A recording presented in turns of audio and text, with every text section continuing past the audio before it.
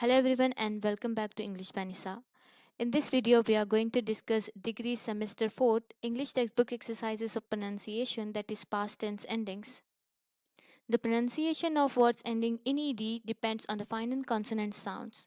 Means there are three ways to pronounce ed at the end of a word in English. So here we have words like founded, helped and called.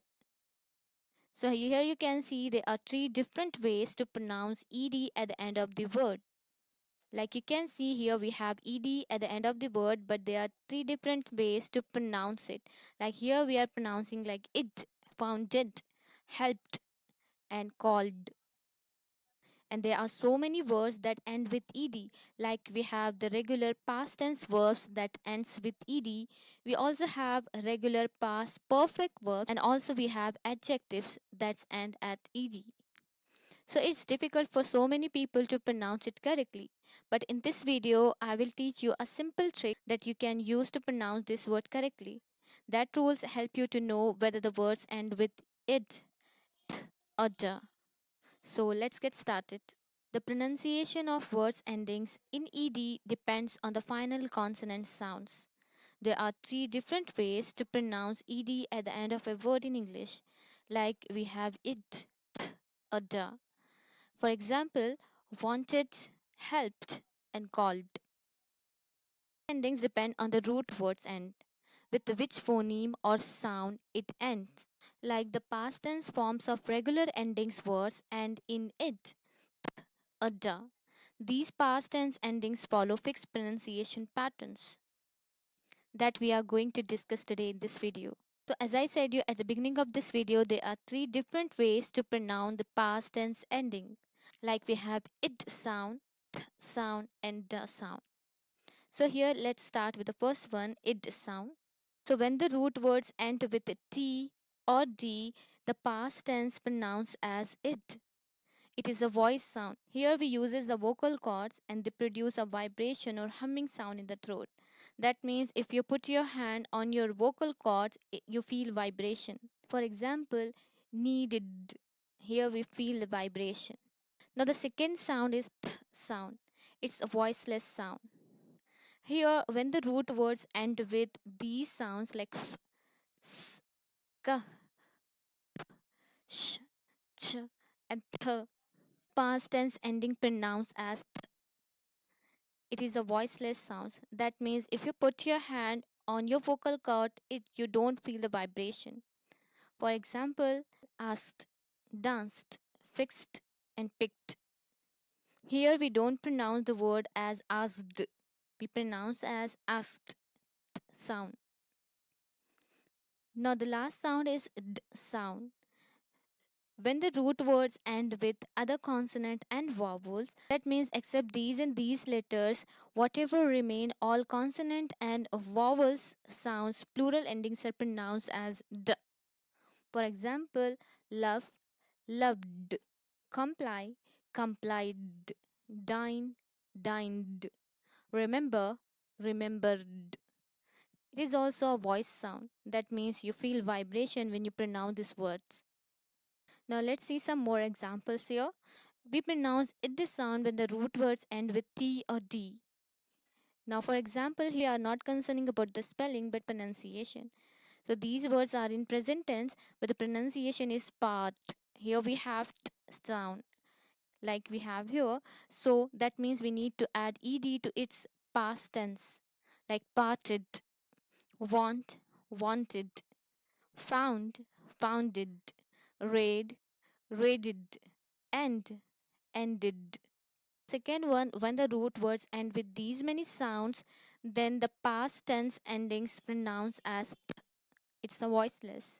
Like we have here tap, which is ending on p, as we have here p, tap, tapped, luck, lucked, watch, watched, earth, earth, seize, seized, brush, brushed.